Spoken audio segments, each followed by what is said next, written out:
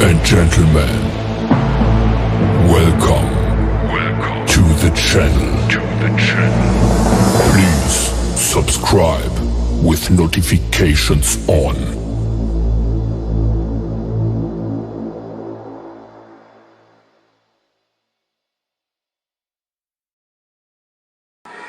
Assalamualaikum warahmatullahi wabarakatuh. Perkenalkan, nama saya Sarah Wardatul Fajar. Saya dari kelas 11 IPA Pondok Pesantren Nazarul Ulama. Oke, di sini saya akan mempresentasikan tentang apa sih itu WTO. Jadi, WTO adalah kepanjangan dari World Trade Organization. Nah, WTO ini adalah organisasi perdagangan internasional yang mengatur perdagangan antar negara di dunia. Organisasi WTO ini memiliki kedudukan yang independen dan terlepas dari badan khusus PBB. Pembentukan WTO ini berawal dari perundingan putaran Uruguay pada tahun 1986 sampai 1994. Dalam perundingan ini disepakati bahwa peran dalam fungsi GATT digantikan oleh sebuah organisasi yang bernama World Trade Organization atau WTO. Nah, WTO ini secara resmi mulai beroperasi pada tanggal 1 Januari 1995.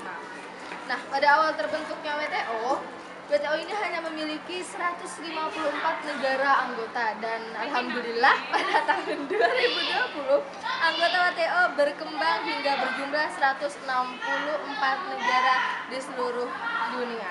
Nah, tapi World Trade Organization atau WTO ini juga adalah kepanjangan dari GATT yang tadi saya sebutkan. Itu GATT ini kepanjangan dari General Agreement of Tariff and Trade.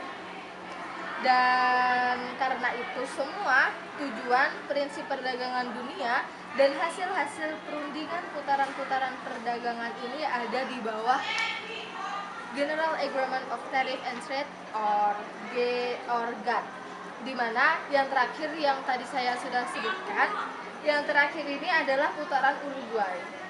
Dan Uruguay ini sendiri menjadi bagian dan mengikat bagi WTO.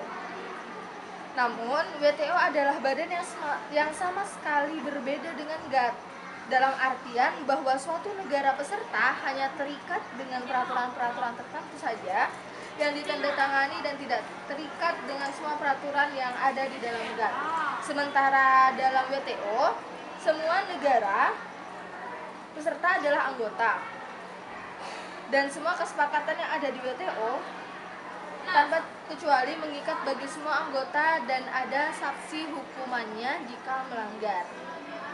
Hukumannya ini disebut dengan legally binding. Nah, bila terjadi pelanggaran sendiri, kedudukan hukum WTO ini jauh lebih kuat. Karena selain ditandatangani oleh Menteri Perdagangan masing-masing negara peserta, isi kesepakatan putaran Uruguay dan pendirian WTO juga harus diratifikasi oleh parlemen negara anggota masing-masing. Artinya diperkuat oleh persetujuan wakil-wakil rakyat. Demikian pun DPR Indonesia telah memberikan persetujuan pada tanggal 2 November 1994. Lalu, tujuan WTO dalam buku GATT dan WTO adalah sistem, forum, dan lembaga internasional di bidang perdagangan.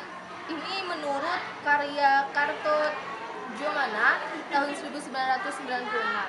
Nah, pembentukan WTO sendiri ini bertujuan untuk meningkatkan standar hidup masyarakat dunia, menjamin lapangan kerja sepenuhnya, meningkatkan penghasilan secara realistis, memperluas produksi dan perdagangan barang atau jasa, serta melindungi sumber daya dunia dan lingkungan alam. Lalu, tugas pokok dan fungsi dilansir dari situs resmi World Trade Organization atau WTO. Nah, ini nih, tugas-tugas pokok dan fungsi WTO adalah yang pertama itu mengelola perjanjian perdagangan internasional, menjaga menjadi forum untuk negosiasi perdagangan internasional, menangani sengketa perdagangan internasional, mengawasi berjalannya kebijakan perdagangan nasional, memberi bantuan teknis dan pelatihan untuk negara berkembang, melakukan kerjasama dengan organisasi internasional lain seperti IMF dan Bank Dunia. Lalu pembentukan, tujuan, dan program kerja struktur organisasi WTO ini merupakan hasil adaptasi dari struktur GATT atau General Agreement of Tariff and Trade. Struktur organisasi WTO ini sebagai berikut. Yang pertama ada Ministerial Conference. Ministerial Conference ini adalah badan pengambilan keputusan tertinggi dalam WTO. Jadi apa-apa kalau ngambil keputusan itu harus melalui Ministerial Conference, harus melalui persetujuan Ministerial Conference. Lalu ada General Council. General Council sendiri ini yaitu badan yang terdiri dari delegasi negara anggota WTO. Lalu ada Dewan Perdagangan Barang, yaitu badan yang mengawasi pelaksanaan perdagangan barang internasional. Ada Dewan Perdagangan Jasa, yaitu badan yang mengawasi pelaksanaan perdagangan internasional di bidang jasa. Lalu ada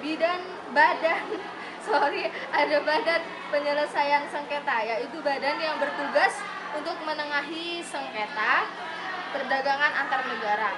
Dan ada juga badan peninjau kebijakan perdagangan. Nah, di sini badan ini bertugas untuk melaksanakan mekanisme peninjauan kebijakan perdagangan internasional.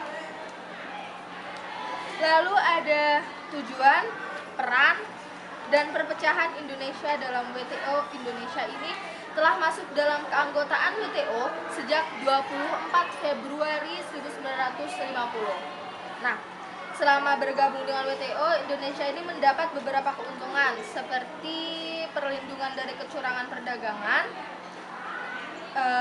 dumping, dan diskriminasi kebijakan.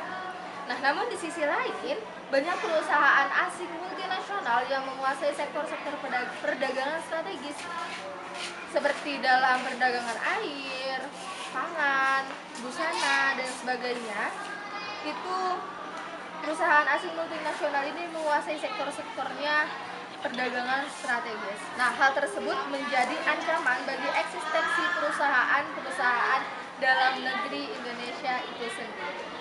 Lalu di sini kan WTO ini adalah organisasi yang mengatur perdagangan internasional dalam 3 bidang, yaitu ada barang, jasa, dan hak kekayaan intelektual. Di sini saya akan membacakan apa sih manfaat-manfaat bergabung dengan organisasi WTO antara lain. Di sini akan saya jelaskan lebih rinci. Yang pertama,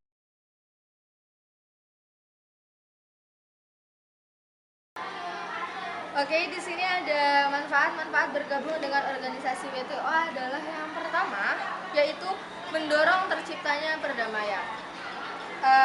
Jadi kita secara tidak langsung apabila kita bergabung dengan WTO, dengan semakin tingginya intensitas perdagangan antar negara, maka hal ini akan semakin mendorong negara-negara yang aktif dalam perdagangan untuk berusaha menciptakan perdamaian dunia dalam rangka untuk mendorong arus perdagangan barang dan jasa. Lalu ada persengketaan antar negara dalam perdagangan dapat ditangani secara konstruktif. Nah, apa yang tadi saya katakan, dengan semakin meningkatnya volume dan jenis produk yang diperdagangkan, sengketa perdagangan internasional ini seringkali terjadi.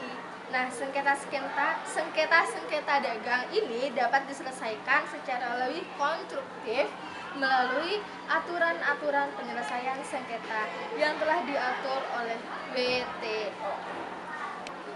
Tadi saya sudah menjelaskan tentang definisi tentang WTO, tugas pokok, tujuan, manfaat, serta perjanjian perdagangan dalam WTO. Dan yang terakhir itu ada peran anggota dalam WTO. Cukup sekian dari saya. Terima kasih atas perhatiannya. Semoga bermanfaat. See you next time, guys. warahmatullahi wabarakatuh.